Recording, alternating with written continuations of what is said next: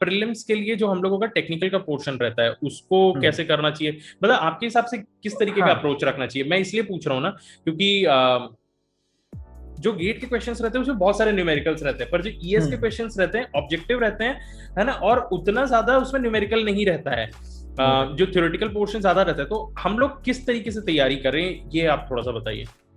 सब प्रीलिम्स का as a technical part जो हमें 300 मार्क्स का पेपर रहता है, उसमें से एक टारगेट रखो कि यार मुझे 200 तो लाने ही लाना है।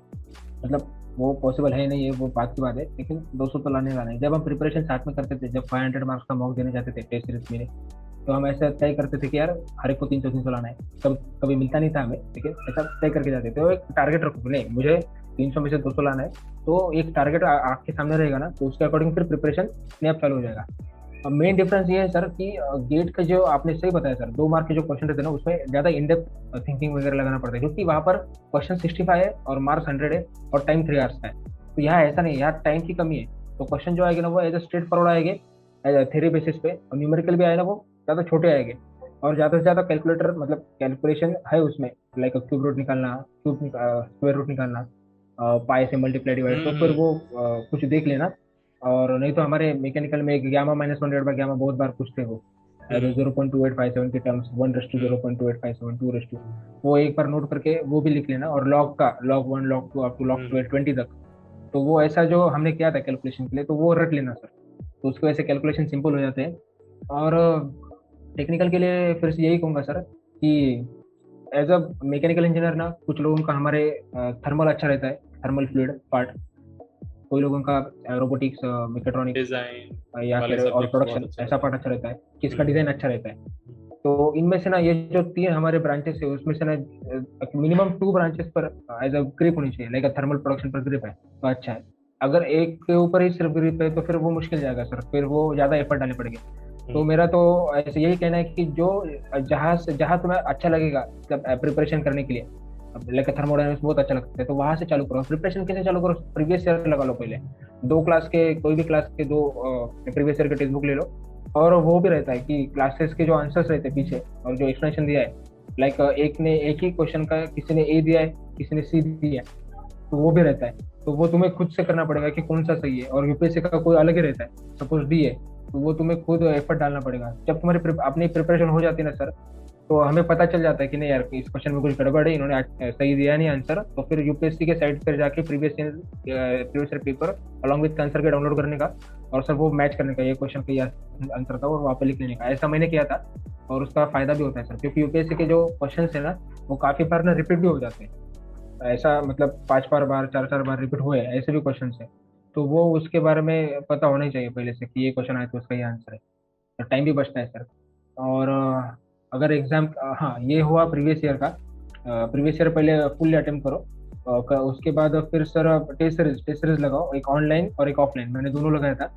और जो मतलब लगाने का मकसद यही है सर, क्योंकि जो असर्शन रीजन नाम का एक पार्ट रहता है हमारे बीएससी में, वो भी ज्यादा मेन रोल प्ले करता है सर। क्योंकि वो अगर वो आ गया ना, तो फिर एग्जाम मतलब स्कोरिंग करना अच्छा हो जाता है सर। क्योंकि कभी कभी देखा है कि 10 क्वेश्चन आते हैं, कभी कभी 20 क्वेश्चन आते हैं उसके। तो 2019 में बहुत कम क्वेश्चन आए थे, कुछ 7-8 ही क्वेश्चन आए थे। लेकिन 2020 में ज्यादा क्वेश्चन पूछ लिया असर्शन रीजन के। तो वैसे फ्लक्चुएट होते रहते हैं, लेकिन वो क्वेश्चन कैसे हैंडल करें, कैसे थिंकिंग रखें, उसके लिए भी टेस्ट सीरीज जरूरी है सर। ज्यादा से ज्यादा अटेम्प्ट किए, ज्यादा से ज्यादा देखिए क्वेश्चन ऐसे टाइप के, तो फिर वो इवेंचुअली आ जाते हैं करेक्टली। वही है सर। और जब अटेम्प्ट करोगे पेपर को, एक्चुअल मतलब जब मैं मॉक देता था, ये तो टेस्ट सीरीज लिखता है ना, तब मैं यूपीएससी का टाइम फॉलो करता था। लाइक 9 सुबह पेपर है जीएस का, उसके बाद ही मैकेनिकल का पेपर होगा, तो मतलब टेक्निकल का। तो मैं वैसे फॉलो करता था सर टाइमिंग। और मेंस के लिए भी मैंने वैसे फॉलो किया, like 9 to 12 and after 1 hour break फिर से पेपर लिखना। तो वो एक लाइक हैबिचुअल हो जाता है हम उस एनवायरमेंट के लिए। तो वही है सर। क्योंकि अभी कोविड है तो फिर घर में हो गया अपन तो, जैसे पहले प्री कोविड एरा में कैसे बाहर जाकर क्लास में जाकर एक्चुअल एग्जाम हॉल में टेस्ट लिखते थे मॉक टेस्ट, वैसा अभी हो पाना थोड़ा इम्पॉसिबल है। तो फिर यही घर में बैठ के फिर शेड्यूल लगा के टाइम लगा कर ही एग्जाम देना। कर सकते हैं, बनाते यही रहते हो करना वैसे, सर। मतलब बाहर नहीं मिल पा रहा है माहौल, तो घर पे ही बनाओ। हाँ घर पर पे बनाओ, वही वही। वो घर पे आप मतलब कहीं ना कहीं से तो शुरुआत करनी पड़ेगी, यही हम लोग अभी थोड़े दिन पहले डिस्कशन भी कर रहे थे। मान रहे हैं सबका पढ़ाई हैम्पर हुआ जिसकी वजह से ऑफलाइन क्लासेस आप नहीं ले पाए, पर जो अभी भी मेहनत कर रहा होगा वो अपने घर पे ही बैठ के कर रहा होगा, उसको कुछ नहीं जरूरत है, कोई ना कोई तो इस बार भी करेगा, जो इस दिलाएगा, कोई ना कोई फर्स्ट आएगा ही, और उसके लिए ये एक्सक्यूज नहीं रहेगा कि मैं कोविड था तो नहीं कर पाया। तो ये तो बहुत ही जरूरी है, मतलब आप जिस समय सोच लिए कि पढ़ना है तब तो हो ही जाएगा। और सर जैसे अगर मेंस के बारे में सबसे बड़ा प्रॉब्लम क्या है ना, बंदा कॉलेज से निकलता है और ऑब्जेक्टिव पेपर देने की आदत हो जाती है 1 साल में 2 साल में, और सब्जेक्टिव भूल जाता है कि कैसे दिलाते हैं। तो आप जैसे खुद ही बोल रहे थे अभी थोड़ी देर पहले कि जो सीरियसली मेहनत कर रहा है, धीरे धीरे कर रहा है, उसको एक आइडिया लग जाता है कि क्या क्या पढ़ना है कि उनका मेंस क्लियर हो सके। तो आप थोड़ा सा बताएंगे क्या कि आपने ऐसा क्या समझा अपने सेकेंड टाइम की तैयारी में कि ये करना बहुत ही ज्यादा जरूरी है, और इसको अगर आप कर लोगे तो ऑलमोस्ट प्रेडिक्टेबल है कि आपका अच्छे रैंक आ जाएंगे? बताइए। सर मैंने जब सेकेंड अटेम्प्ट दिया था 2020 में, तब मेंस के लिए तो आपने पूछा, तो फर्स्ट ऑफ ऑल मैंने 2019 में कोचिंग लिया था, कोचिंग की हेल्प ली थी मेंस के लिए। तो उसका मेरे पास ना ऑलरेडी मटेरियल था, पूरा का पूरा मटेरियल था इंटैक्ट, जो मैंने पढ़ा था, और काफ़ी मतलब 80% पढ़ा था, 20% वो भी बाकी था। तो मैंने वो पहले कवर कर लिया था। और मैंने क्या किया था, फ्रॉम 16, 17, 18 और 19 जो मेंस के पेपर है ना अपने आईएएस के, आईएएस के और आईएफएस के, तीनों के तीनों की हार्ड कॉपी रखी थी। और वो मैं क्वेश्चन पे पढ़ता था कि किस टाइप क्वेश्चन आता है। मतलब एक किस्सा मैं बताना चाहता हूँ कि जब हमारा इस साल का सेकंड पेपर था, डिजाइन का पेपर, मतलब सेकंड पेपर 300 मार्क का, उसका जो क्वेश्चन नंबर 1 था कंपलसरी, उसमें का फर्स्ट बिट जो था, तो वहाँ वो जो क्वेश्चन है ना वो 2018 में इंडियन फॉरेस्ट सर्विसेज में 12 मार्क के लिए पूछा गया था। और जो ईएससी में पूछा है ना उसका डाटा इनसफिशिएंट था सर, लेकिन मुझे क्वेश्चन भी पूरा पता था, तो मैंने इनसफिशिएंट डाटा होते हुए उसका आंसर लिख के आया मैं। मतलब इतना इतना इन डेप्थ प्रिपरेशन हुआ था मेरा, मुझे पता था कि इसका आंसर ये है, चाहे उन्होंने दो ना दो मुझे पता है, मैं लिख के आऊंगा। तो कहने का मतलब ये है कि यहाँ तक की स्टडी होनी चाहिए, ऐसा दिमाग में समझ लो। मतलब जब हमारे पास 8 क्वेश्चन रहते हैं, पूरे के पूरे तो अटेम्प्ट नहीं करने पड़ते, like first and fifth compulsory है, उसके बाद सेक्शन ए सेक्शन बी में एक एक, और लास्ट में एक चूज करना है, ऐसे 5 क्वेश्चन। तो मुझे 8 के 8 ही आते थे, तब उनमें से कोई भी कर सकता हूँ, लेकिन कौन सा ज्यादा मैं प्रेफर करूँ वो सोचता था इस साल 2020 में। 2019 में मुझे ढूंढना पड़ता था कि कौन सा करूँ मैं। मतलब ऐसा इतना गैप कैसे आया सर? फर्स्ट ऑफ ऑल जो क्लास वाले जो तुम्हें मटेरियल दे रहे उसके ऊपर फेथ रखो, वो पहले कर लो, मतलब पूरे नहीं करने, उसमें से भी देखो, मतलब तुम जिस एरिया में लैग होते हो, मतलब अब कैसे समझेगा तुम लैग होते हो नहीं होते हो। क्वेश्चन देखो, डायरेक्ट प्रीवियस ईयर के क्वेश्चन देखो, अगर हीट ट्रांसफर है क्वेश्चन, अगर तुम्हें 20 मार्क का आ ही जाता है एक अटेम्प्ट में, लाइक फर्स्ट एक conduction, then convection, then radiation, उसके बाद अगर कुछ टॉपिक्स है उसके एक 20 मार्क के देख लो, अगर तुम्हें आ रहा है फर्स्ट अटेम्प्ट में, तो मतलब it is a well and good, heat transfer मत करो तुम, उसके ज्यादा एग्जाम्पल सॉल्व मत करो, दूसरे सब्जेक्ट पे स्विच हो जाओ, क्योंकि यहाँ पर ना सर सब्जेक्ट बहुत ज्यादा है, तो हर सब्जेक्ट के लिए टाइम वही मिल पाना, लाइक हर सब्जेक्ट में पढ़ूंगा अच्छे से करूंगा, तो it is impossible, 4 month time में सब हो नहीं पाता सर। लाइक मेरा प्रोडक्शन थोड़ा वीक था, तो मैंने उसके लिए ज्यादा एफर्ट दिया। एक सर के नोट्स थे तो वो ज्यादा पढ़े, उसके बाद रेफरेंस बुक भी पढ़े। और रेफरेंस बुक का मैं ये कहना चाहता हूँ सर कि यूपीएससी में सर जो मेंस का पेपर में क्वेश्चन आते हैं, वो कभी कभी ना रेफरेंस बुक मतलब it is like Indian text book, author जो है अपने इंडियन ऑथर, उसके सॉल्व एग्जाम्पल वैसे वैसे पूछ लेते हैं। तो एक humble request to my new friends, like कि उन्होंने पहले अगर ये हुआ तुम्हारा प्रीवियस ईयर वॉल्यूम 1 वॉल्यूम 2 पूरा का पूरा तुमने लगा लिया, तो उसके बाद फिर तुम इंडियन ऑथर के टेक्स्ट बुक के ऊपर जाओ, उसके सॉल्व एग्जाम्पल जो है वो एक बार देख लो, 1-2 बार देख लो, अगर तुम्हें मतलब नहीं अटेम्प्ट करने तो एक बार देख ही लो, क्योंकि वो देख लेना उसकी प्रोसीजर का है, वो भी इम्पोर्टेंट है। तो क्योंकि सर एग्जाम में ना टाइम ज्यादा नहीं रहता सोचने के लिए, जितना ज्यादा सोचेंगे उतना टाइम चला जाएगा, तो कोई और दूसरा बंदा आपको क्रॉस करके आगे चला जाएगा। मतलब क्वेश्चन दिखा नहीं दिखा कि उसका आंसर लिख के आना चाहिए, इतनी तक प्रिपरेशन होनी चाहिए। तो उसके लिए कुछ भी करो, मतलब प्रीवियस ईयर अटेम्प्ट पूरा कर लो, उसके बाद क्लास के टेस्ट सीरीज लगे वो अच्छे से दो, एक ही टेस्ट सीरीज के लिए मेंस के लिए काफी है, मैंने एक ही लगाया था, 2 तो हो नहीं पाता सर, क्योंकि एक का पेपर रहता है सैटरडे, उसके बाद फिर संडे को पेपर लिखो, और वो 300 मतलब 600 का एक दिन में, और अगले दिन में 600 नहीं हो पाता सर, इतना एग्जॉस्ट हो जाते हैं हम। तो एक कौन सा भी क्लास का टेस्ट सीरीज पूरा ले लो, उसके बाद जो तुम्हें नहीं आते क्वेश्चन टेस्ट सीरीज में उसके भी एक नोटबुक रखो, और एज अ मतलब सब्जेक्ट वाइज कि थर्मोडायनेमिक्स के मेरे इतने नहीं आए, स्ट्रेंथ ऑफ मटेरियल के मेरे इतने क्वेश्चन नहीं आए, तो वो क्वेश्चन के एरिया फिर पिकअप कर लो कि नहीं मेरा थर्मो में एंट्रोपी गलत आया था तो मैं एंट्रोपी ही पढ़ूंगा सिर्फ, बाकी थर्मो का कुछ नहीं पढ़ूंगा। तो वो वैसा वैसा पढ़ना सर, क्योंकि रिवर्स रिवर्स इंजीनियरिंग टाइप, मेरे मुझे ये नहीं आया तो मैं सिर्फ इतना ही पढ़ूंगा, पूरा नहीं पढ़ने का फिर वो। और प्रीवियस ईयर जब अटेम्प्ट करोगे पूरा एक बार, जब तुम सॉल्व करोगे एक बार दो बार, तो उसमें जो क्रिटिकल एग्जाम्पल्स लाइक कुछ नया एग्जाम्पल हमें कुछ नया सीख दे रहा है, ऐसा अगर एग्जाम्पल तुमने नोटिफाई किया है तो उसको स्टार मार्क कर लो, उसी की रिविजन करो फिर। और थर्ड की standard text book like robotics के लिए मित्तल है, तो मित्तल तो पढ़ना ही पढ़ना है, पूरा नहीं पढ़ना है, लेकिन जहाँ क्वेश्चंस की लेवल कहाँ तक है वो देखो, और उसके उसमें से फिर चैप्टर मार्क करके वो पढ़ लो।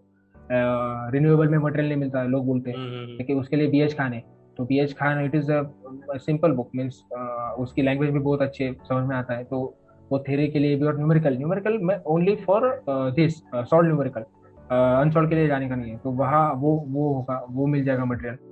और मेकाट्रॉनिक्स मेकाट्रॉनिक्स का मैंने क्लास के नोट से फॉलो किए थे, उसका एक्स्ट्रा कुछ किया नहीं था। मेकाट्रॉनिक्स में ज़्यादा अंदर तक नहीं जाना है, डिफरेंशियल इक्वेशन वगैरह, वाइब्रेशनल बॉडीज का वगैरह, वो उतना अंदर तक नहीं जाने का, थोड़ा थोड़ा ऊपर ऊपर का कंट्रोल वॉल्स वगैरह देख लेना ऐसा। और स्ट्रेंथ ऑफ मटेरियल जो हमारे रेगुलर सब्जेक्ट है, strength of material and IMOR, तो उसका भी इतना प्रीवियस ईयर देख लो, उससे काम चल जाता है। क्योंकि और हाँ, और मेन ये कहना है मुझे कि पेपर को ना तुम ऐसा 300 + 300 मार्क ऐसा मत देखो, पेपर को ना बाइफरकेट कर दो तीन हिस्से में। एक हिस्से में प्रूफ्स को रखो, तुम्हारे स्टैंडर्ड प्रूफ्स, डेरिवेशंस उसको रखो, दूसरे में थ्योरी रखो, थ्योरेटिकल क्वेश्चंस, और तीसरे में तुम ये न्यूमेरिकल्स को रखो। और फिर तुम सोचो कि तुम्हारा कौन सा एरिया अच्छा है, लाइक सपोज थ्योरी अच्छी है और न्यूमेरिकल अच्छे है, प्रूफ मेरे को याद नहीं आते तो फिर वो प्रूफ छोड़ गए, और फिर वो एरिया के क्वेश्चंस कौन से क्वेश्चन में तुम्हें ज्यादा मिल रहे हैं, लाइक सेक्शन A में ज्यादा है या सेक्शन B में ज्यादा है, वो देख लो। और कुछ भी हो जाए, पहले फर्स्ट और fifth question it is compulsory, वो 1 घंटे में निपटाना ही निपटाना है। कुछ भी करो तो ये पहले क्वेश्चन सॉल्व करो, जितना आता है उतना लिख लो, और 2 घंटे में बाकी का पेपर हमें कवर करना है, इतना ध्यान में रखना है इसके लिए। क्योंकि फर्स्ट और फिफ्थ नहीं करोगे और बाकी के डायरेक्टली एग्जाम बाकी के क्वेश्चन पर जाएंगे तो फिर वो अफेक्ट करेगा। बाकी लोगों की कुछ अलग स्ट्रेटेजी होगी, लेकिन मैं पहले ऐसे करता था, first and fifth is compulsory, तो मैं पहले सॉल्व कर लेता था, तो उसके बाद बाकी के क्वेश्चन को एक बार देख लेता था। तो एक साल में बाकी वन आवर बाकी क्वेश्चन को देख ही नहीं, मतलब देखता ही नहीं था, ये स्ट्रेटेजी थी मेरी। और हाँ, और मेरे ख्याल से तो यही अच्छा रहेगा, जो लाइक मेरे जैसे स्टूडेंट है उसको पहले प्रूफ रट लो पूरा कैसा आता है क्या है, एक हर एक स्टेप, और प्रूफ को पहले अटैक करो, क्वेश्चन देखा प्रूफ है वो लिख लिया, उसके बाद एक न्यूमेरिकल आता है टिपिकल कि हमें आया न्यूमेरिकल को पता है, कर लेंगे हम, ज़्यादा थिंकिंग नहीं उसमें, तो वो ऐसे न्यूमेरिकल पहले कर लो और मार्क्स सिक्योर कर लो तुम्हारे। तो वो मेरा कहना है। और लास्ट में तुम थ्योरी करो, थ्योरी कैसा है सबको आता है, लेकिन वो प्रेजेंटेशन के ऊपर डिपेंड हो जाता है, किसने पॉइंट वाइज अच्छा सा लिखा, किसने ज्यादा पॉइंट लिखे, तो उसके ऊपर किसने अच्छा डायग्राम निकाला। अगर इलेक्ट्रिक डिस्चार्ज मशीन के ऊपर क्वेश्चन है EDM और किसने पूरा इंस्ट्रूमेंट सेटअप वगैरह लिखा है मतलब ड्रॉ किया, तो उसको अच्छे से मार्क मिलेंगे। तो इट इज मतलब क्वाइट रिलेटिव कि दूसरों ने कैसा किया उसके ऊपर फिर एग्जामिनर मार्क दे, और अगर अच्छा रेटिंग नहीं है मेरे जैसा तो फिर काफी मुश्किल हो जाती है थ्योरी के लिए। तो यही कहना है, और ये तीनों मतलब मेंस के लिए ऐसा अगर अप्रोच फॉलो करेंगे तो it is not that much difficult कि, लेकिन 400 मार्क्स तो मतलब स्कोर होनी चाहिए सर, अराउंड 400, मतलब 390 to 410 it is a good score for getting a good rank. बहुत सही सर, बहुत सही। मतलब मैं पर्सनली अपने स्टूडेंट्स को भी ये वीडियो रेफर करने वाला हूँ कि किसी को भी अगर आपने प्री या मेंस की तैयारी करनी, क्योंकि आपने हर एक चीज को एकदम डिटेल में बताया और स्ट्रैटेजाइज किया है हर एक चीज को कि पहले किसको अटेम्प्ट करें, दूसरा किसको सोचे, तीसरा किसको देखें। तो सही में आपने बहुत अच्छे से इस पूरे एग्जामिनेशन को अपने हिसाब से बांटा है, सोचा है, एफर्ट दिया है कि मैं अपनी क्या स्ट्रैटेजी बनाऊंगा। क्योंकि मैंने इससे भी पहले बहुत सारे टॉपर्स का इंटरव्यू लिया है, वो लोग इतना बाइफरकेट करके नहीं बता पाते हैं कि क्या क्या है, कैसा कैसा है। आपने बहुत अच्छे से बताया क्योंकि आपके लिए माइंड में वो चीज क्लियर थी कि मुझे इसको पहले अटेम्प्ट करना, और आई होप ये सारा शायद आप ही का स्ट्रैटेजी है कि किसको पहले करना चाहिए, किसको बाद में करना चाहिए, है ना सर? बहुत हाँ, मतलब हमने जब प्रिपरेशन किया था 2020 में, मतलब मेरा करीबी दोस्त थे अक्षय, उसका भी रैंक आया 28, तो फिर हमने वैसा ही सोचा था कि यार सब लोग कर रहे हैं वैसे अपन अगर हम करें तो फिर हम कैसे डिफरेंट हो जाएंगे, हमें तो कुछ अपना कुछ अलग देखना पड़ेगा ना। तो फिर हमने ऐसे सोचा कि नहीं यार हमारा ये अच्छा ही रहे तो हम ये पहले करेंगे, उसमें से भी प्रूफ्स आएंगे, तो फिर वो एज अ ग्रुप अगर 3 का 4 का ग्रुप हुआ ना तो एज अ डिस्कशन के बाद मतलब समझ जाता है, और एज अ कोर एस्पिरेंट का होना चाहिए तभी हो पाता है, नहीं तो फिर टाइम पास हो जाता है। जी सर, जो हम लोग पहले डिस्कस कर रहे थे, आप अपने ग्रुप के बारे में भी बता दीजिए ऑडियंस को, ताकि वो जान सके कि दोस्तों का कितना महत्व है, और बनो तो एक साथ वाली बात जो है उनके बारे में बता दीजिए हल्का सा जल्दी से। मेरा मेरे तीनों मतलब मेरे दो दोस्त है, पहला चारों सालों के उसका रैंक 1 आया है। वो भी मेरे साथ ही रहता था। 2017 2013 टू 2017 सीओपी का ही है वो। मेरा अच्छा खासा दोस्त ही है। उसके बाद जिसका रैंक 28 आया है, अक्षय सरपत है। वो भी मतलब आफ्टर प्री बीटेक और आफ्टर बीटेक भी हम साथ ही रहते थे। और उसके बाद एक संकेत शिंदे नाम का एक दोस्त है, वो महाराष्ट्र का ही है। वो उसकी मतलब मुलाकात इसमें हुई थी जब कोचिंग लगा था तब। ऐसे तीनों दोस्त थे हम। सबका रैंक और इसी साल इसी हाँ अटेम्प्ट में सब लोगों का निकला है। तो वही मैं कहूंगा कि ना, मतलब दोस्ती करिए, बाहर जाइए, दोस्ती करिए, पर ग्रुप ऐसा ही बनाइए जो आपको मोटिवेट करे कि यार नहीं, मिलके पढ़ना है, क्योंकि इस चीज का आप लोग हाँ इफेक्ट देखते ही होंगे जब आप साथ में तैयारी करते होंगे। तो कुछ ऐसा हुआ होगा, मतलब कुछ इंस्टेंसेस, या आपको ऐसा लगता है कि यार ये चीज जरूरी रहती है, बताइए। मतलब हम ग्रुप में रहते थे सर, लेकिन हमारा मतलब फिक्स था कि इस टाइम इतना पढ़ने का है, फिर बाद में अगर चाहे तो टाइम पास कर लेंगे, कुछ भी कर लेंगे। तो रात रात तक पढ़ाई करते थे हम। कभी बहुत मतलब हम रात को 1 PM को भी कभी कभी जोमेटो से ऑर्डर करते थे। मतलब ऐसे इतने इतने भी पढ़ते थे, 3 3 बजे तक पढ़ते थे। तो ऐसा ग्रुप था, तो 5 6 लोग रूम पर रहते थे, तो ऐसे रहता था। लेकिन कैसा ग्रुप में रहो, लेकिन जो प्री के पहले के जो 2 मंथ्स 2.5 मंथ है ना, वो खुद को ना अलग कर लो। मतलब ज्यादा मिक्स नहीं होने का, खुद का खुद करें, थोड़ा सेल्फिश बनो, क्योंकि वही टाइम है। अगर दोस्ती है, दोस्ती कायम रहे, चालू रहे, लेकिन खुद के लिए भी सोचो, क्योंकि वो उसका भी पेपर है, तुम्हारा भी है, वो तो नहीं आया ना, आने वाला ना तुम्हारे ऊपर लिखने। तो यही कहना है, ग्रुप होना चाहिए, अच्छा होना चाहिए, लेकिन प्री के 2 मंथ पहले थोड़ा रहने दो, खुद का देखो। और मेंस में अगर ग्रुप एंड तक भी रहेगा, अच्छे से डिस्कस वगैरह करें, तो बेनिफिशियरी है। हमने मेंस इंटरव्यू साथ में निकाले, डिस्कस करते थे ये क्वेश्चन कैसा है। इंटरव्यू में भी तो काफी डिस्कशन होता था, मतलब पूरा नॉन टेक्निकल पर होता था। लेकिन बाद में समझा कि नहीं, इंजीनियरिंग प्रोसेस का टेक्निकल एग्जाम, तो फिर नॉन टेक्निकल पूछता ही नहीं है, सब हमारे डैप के ऊपर ही खेलते हैं वो। तो सर अभी लेकिन ना नेक्स्ट टॉपिक वही रखते हैं, आप थोड़ा ना डैप फॉर्म के बारे में भी बता दीजिए, और इंटरव्यू वाले की कैसे तैयारी करनी चाहिए, ग्रुप में कैसे प्रैक्टिस करिए, मतलब आप लोग किस टाइप के कन्वर्सेशंस रखते थे, इसके बारे में थोड़ा सा बताइए। सर इंटरव्यू का मैंने आज से सिर्फ मौके दिया था, तो दिल्ली गया था मैं। मेरा दोस्त जो अक्षय है, उसके साथ रूम शेयर किया था। तो हम ना नॉन टेक्निकल के जो नोट्स आए थे, क्लास ने जो दिए थे, मेल पर भेजे थे, तो वो नोट्स में ना टॉपिक्स थे, important topic, like annual protest क्यों चल रहा है, कोविड का क्या है, कोविड हुआ था ना, कोविड था बीच में, तो कोविड उसके रिलेटेड कौन सा ड्रग्स है, क्या है, ऐसे जो टॉपिक्स है इंपॉर्टेंट करंट अफेयर्स के, वो एक लिस्टेड टॉपिक्स उन्होंने दिए थे हमें। और पेपर पे हम पढ़ते थे, मतलब वो द हिंदू पढ़ता था, मैं एक्सप्रेस पढ़ता था।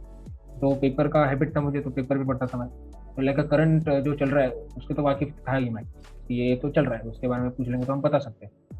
और जब मॉक भी दिया था, तो मॉक देने से क्या फ़ायदा होता है कि वो सामने वाले सर जो रहते हैं, वो रिटायर्ड IRS फिगर कुछ ऐसे थे, मतलब रहते हैं। तो फिर वो जो क्वेश्चन पूछेंगे ना, it is like UPSC question पूछे, ऐसे मान लो। तो उसके वजह से क्या, जो हमारा डिटेल एप्लीकेशन फॉर्म है ना, वो कोई नया बंदा देख के उसके दिमाग में जो क्वेश्चन आए और जो पूछे, वो अलग ही रहते हैं। दोस्त जो पूछेगा वो अलग रहते हैं, वो टीचर पूछेगा क्लास का वो अलग रहता है, और जो रिटायर्ड IAS जो है वो पूछेगा वो अलग लेवल के रहते हैं। तो फिर ऐसे जो क्वेश्चन है वो मॉक में ही पता चलते हैं। लाइक मुझे पूछा गया था पहले मॉक में कि यू आर फ्रॉम मराठवाड़ा, तो मराठवाड़ा में फार्मर्स की ज़्यादा डेथ होती है। तो फिर तुम्हें अगर सौंपा है कि नहीं, डेथ कम होनी चाहिए, उसके लिए कुछ प्लान बनाओ, स्ट्रेटेजी बनाओ, तो तुम कैसे क्या करोगे। तो ऐसा क्वेश्चन किसी ने पूछा नहीं मुझे, क्योंकि फार्मर का कुछ संबंध नहीं ना घर में। हम तो भूमि इनका सर्टिफिकेट निकालते हैं, भूमि नहीं है हमारे पास, तो फार्मर का कैसे क्वेश्चन आएगा। लेकिन नहीं, हम मराठवाड़ा से बिलोंग करते थे, आएगा क्वेश्चन। तो ऐसे मतलब ये जरूरी नहीं कि ये फाइनल एग्जाम में पूछा जाए, फाइनल इंटरव्यू में, लेकिन ऐसे क्वेश्चन के लिए भी प्रिपरेशन होना चाहिए। मतलब आपकी एक मेंटालिटी बन जाती है कि इस टाइप के क्वेश्चंस भी आपके पास आ सकते हैं, जिस चीज से भी आप रिलेटेड हो, आपके नाम से, आपके प्लेस से, आप जहाँ पर जॉब किए हो, वो सारी चीजें हो सकती हैं। डिटेल एप्लीकेशन फॉर्म में जो हम खुद के बारे में लिखते हैं, उसमें से ही क्वेश्चन आता है सर। और इस बार प्रिपरेशन का दौरान का मैं बोल देता हूँ सर, जब हम डिस्कशन करते थे तो नॉन टेक्निकल के बारे में, मतलब लाइक अ फेम स्कीम है, faster adoption of electric vehicle का स्कीम है। ऐसा गवर्नमेंट की जो स्कीम जो एनवायरमेंट रिलेटेड हो, तो उसके उसके ऊपर हमने ज्यादा थोड़ा फोकस किया था।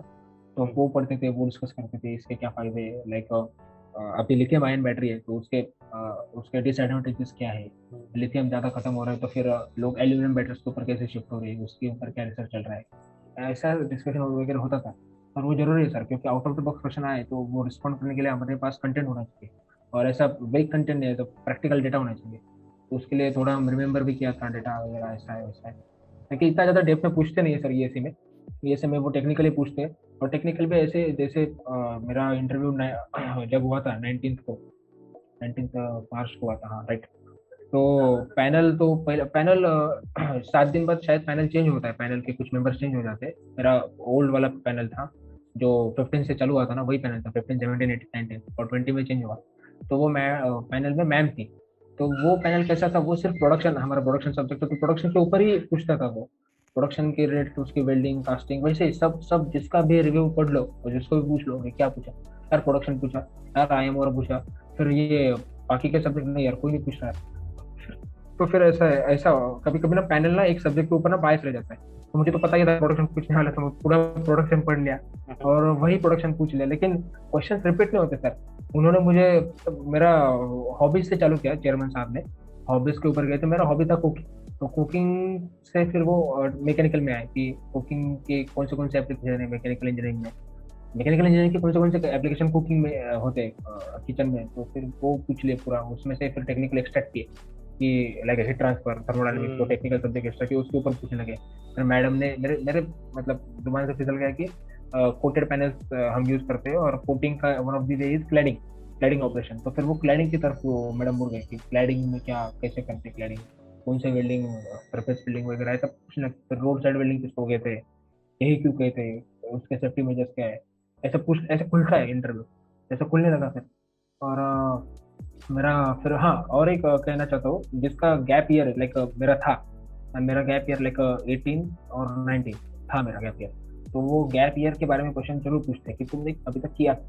तो मैं ये तो नहीं कह सकता ना कि सर मैंने एक ग्रुप सी का जॉब था महाराष्ट्र स्टेट को, वो छोड़ दिया मैंने। कंपनी का तो मैंने जिक्र किया था डेफ में भी कि लाइक मैंने कंपनी 5 मंथ जॉब करके छोड़ दिया। तो फिर उसका क्यों छोड़ा, why not you prefer that company, उसमें प्रोग्रेस अच्छा था, पेमेंट अच्छा था, घर के पास भी। तो एज आंसर ना तुम्हारे पास होना चाहिए और प्रिपेयर होना चाहिए और दिखना चाहिए जेन्युइनली कि नहीं तुम सही कह रहे, झूठ नहीं कह रहे। झूठ भी बोलोगे ना तो ऐसा दिखना चाहिए कि सही बोल रहा है। तो वो सब वैसा प्रैक्टिस कर लो मिरर के सामने खुद को देख। तो वैसा मैंने भी किया था। तो मैंने तो सारा सच ही बोल दिया था उन लोगों को, तो वो एक्सेप्ट कर लेते हैं क्योंकि सच बोल दिए तो वो भी ज्यादा काउंटर क्वेश्चन करते नहीं है, तो उनको पता चलता नहीं बच्चा जेन्युइनली क्वेश्चन कर आंसर कर रहा है क्वेश्चन के। तो वैसा है। और जो गैप ईयर है उन लोगों ने, अब मैकेनिकल के अक्सर लोग क्या करते हैं, गैप ईयर 2 ईयर से ज्यादा पढ़ने लगे तो फिर एमटेक के लिए एडमिशन ले लेते हैं, वो अच्छा है।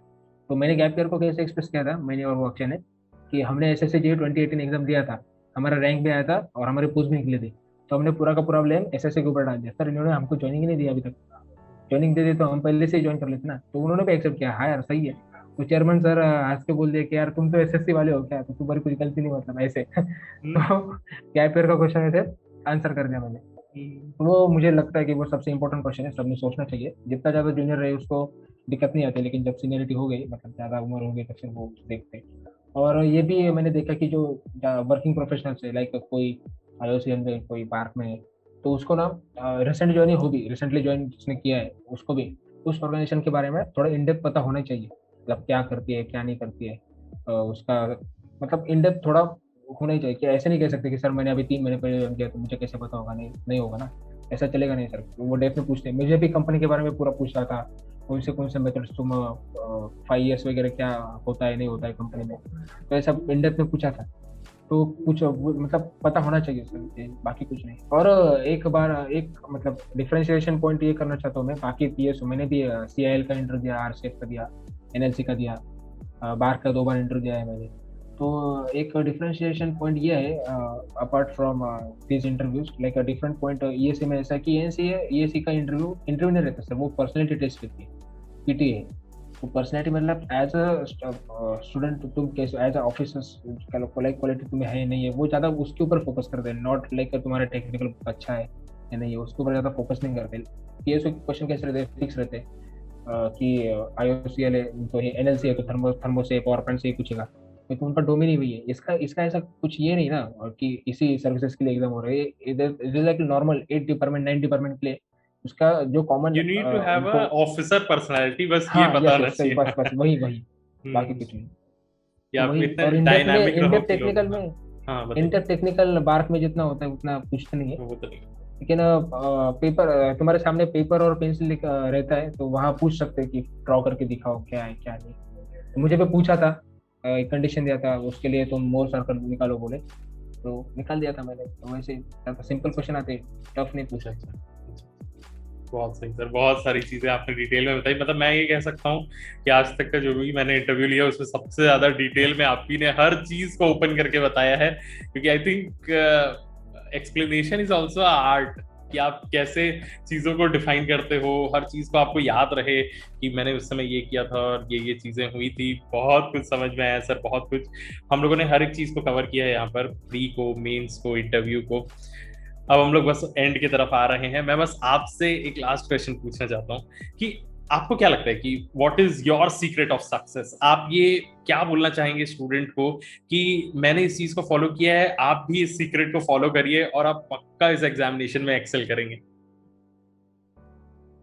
तो कुछ पॉइंट्स मैं उस पर शेयर करना चाहता हूँ। फर्स्ट इज पहले खुद के हेल्थ का यार बहुत ज़्यादा ख्याल रखिए, क्योंकि अभी कोविड चल रहा है तो कोविड पॉजिटिव ना हो भगवान की कृपा से। और द सेकेंड वन इज, जैसा फिजिकल हेल्थ इंपॉर्टेंट है सर, वैसा मेंटल हेल्थ भी इंपॉर्टेंट है। मेंटली भी बहुत स्ट्रांग होना चाहिए।